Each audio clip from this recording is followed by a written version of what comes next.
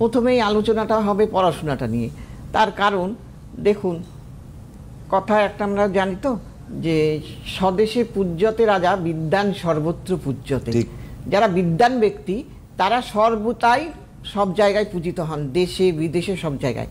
আর রাজা সে নিজের দেশেই পূজিত হন এবং তার প্রজাদের কাছ থেকে সে পূজিত হন। কিন্তু বিদেশে সবাই তো হতে পারে না, সব জায়গায় তো হতে পারে না। তো সেই কারণে বিদ্যাটা দরকার, আর সেই বিদ্যা লাভ না করতে পারলে কোনো কিছুই হয় না।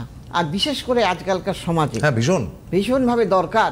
তারপরে দেখুন, আমার যদি প্রথম থেকে ভিতটা না শক্ত হয়, যেমন বাড়ির ভিত, আপনি যদি বাড়ির ভিত 4 তলা ফাউন্ডেশন যদি করেন তার জন্য একরকম, 5 তলার জন্য একরকম, ঠিক তেমনি প্রথমটা তো আগে আপনাকে ঠিক করতে হবে একদম। তা সেই কারণে একটা ছেলেকে প্রথম থেকেই তার শিক্ষাটার জন্য তাকে সেইভাবে তৈরি করতে হবে। প্রাথমিক বিদ্যা আমরা বলি আপ টু গ্রাজুয়েট। তাহলে সেই প্রাথমিক বিদ্যা লাভ করতে গেলে কোন কোন গ্রহ ভালো থাকতে হবে? আমাদের অনেকে না দেখবেন পছন্দ আমাকে এসে বলে কি একটা সরস্বতী কবচ দেন। আমি বললাম দেখেন, আমি সরস্বতীকে 1000 বার প্রণাম জানাই। কারণ কি জানেন, আপনার যে ভগবান বিবেকানন্দ বলেছেন হাত দিয়েছেন, পা দিয়েছেন, কর্ম করে খাও। তাহলে তেমনি প্রত্যেকটা পার্টসের যেমন কাজ আছে, তেমনি আমাদের যে 9টা ঘর গ্রহ এবং 12টা ঘর, প্রত্যেকটা ঘর থেকেই বিচার করা হয় কোন ঘর থেকে কি হবে। তাহলে একটা মানুষের যদি শরীর ভালো না থাকে লগ্ন থেকে, তাহলে তার পড়াশোনায় ঢিলেমি এসে যাবে। এই পড়বো, ভাল লাগছে না শরীরটা।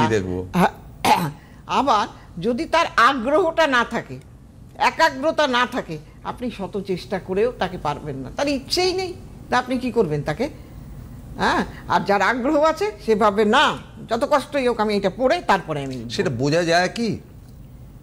দেখুন 100% আমি পড়াশোনার জায়গায় এই কাজগুলো করি বলে আজকে আমি এই জায়গাটায় পৌঁছতে পেরেছি। আমার প্রচুর শিক্ষা নিয়ে ক্লায়েন্ট আছে যারা আজও অবধি, এইবারই তো পরীক্ষা যারা দিয়েছে সব ভালো ভালো রেজাল্ট করেছে, বুঝতে পেরেছেন? তারা সব দেখা করে গেছে, কেউ ফোনে বলেছে, কেউ দেখা করে গেছে, বলছে না দিদি সত্যি যারা যারা নিয়েছে প্রত্যেকেই। কোথায় না আছে আমার ক্লায়েন্ট? আপনি বিদেশে কত জায়গায় আছে জানেন ক্লায়েন্ট আমার?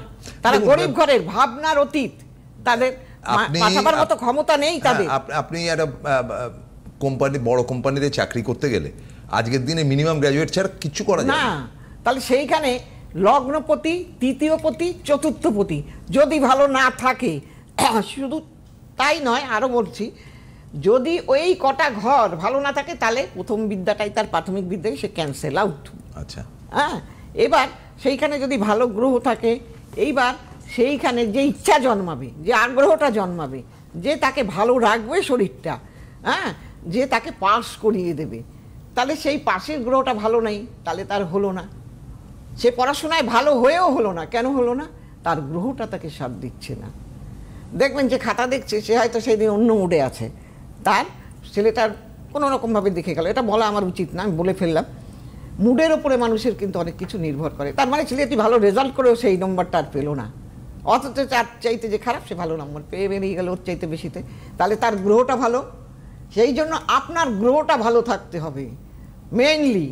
কাজেই সেই গ্রহগুলোকে এবং নক্ষত্র, আপনার যদি গ্রহটা রইল শনির, আর সেইখানে যদি রাহুর নক্ষত্র পড়ে গেল, হয়ে গেল পাঞ্চার। আর সেটা যদি মঙ্গলের ঘর হয়, হয়ে গেল পড়াশোনা বোল্ড আউট। আর নাহলে কী করে বলি এগুলো যে আপনার বেশি দূর পড়াশোনা হয়নি? সেই জন্য যাদের যাদের বলে দেই যে আপনি এক্ষুনি এইগুলোকে ঠিক করুন, তারা সঙ্গে সঙ্গে এইগুলোকে ঠিক করে নেয়। বলেই তাদের বলে দিদি, মা, কেউ বলে মা, বলে আমাকে, আবার বলেই ফেললাম, মুখ থেকে বেরিয়ে গেল, বলে তো, বলে হ্যাঁ আপনার জন্য দেখুন আমার ছেলেটা আজকে বিবিএ পড়তে পেরেছে, এমবিএ পড়তে পেরেছে। গরিব গরিব তারা, বুঝতে পেরেছেন? তার আবার তাকে পড়াচ্ছে কে? তার দিদি, তাকে আমি যেখানে কিনা আমেরিকায় পাঠিয়েছি, ইউএসএ। বাহ, তাদের মানে একটা টুংটাং করে একটু রেডিও সারায়, তখনকার সময় ওর বাবা রেডিও সারাতো, বলছে আমার মেয়েকে বিয়ে দিয়ে দেবো, আমি পড়াতে পারবো না। রেডিও টিভি এসব সারাতো তখন বলছে আমি আমার মেয়েকে পারবো না পড়াতে, দিদি বাজে কথা বললে তো হবে না, আমি কোথা থেকে পড়াবো? বলছে আপনি চুপ করেন তো। আমি ঠিক এইভাবে বলি, জানেন তো, আমি বলছি ওর হবে, একটু ধৈর্য ধরুন। সত্যি ওই মেয়ে প্রত্যেকটা ক্লাসের ইঞ্জিনিয়ারিং এ ভর্তি হলো, টপার হয়ে গেল ওখান থেকে মেয়েদের। আমি দেখছি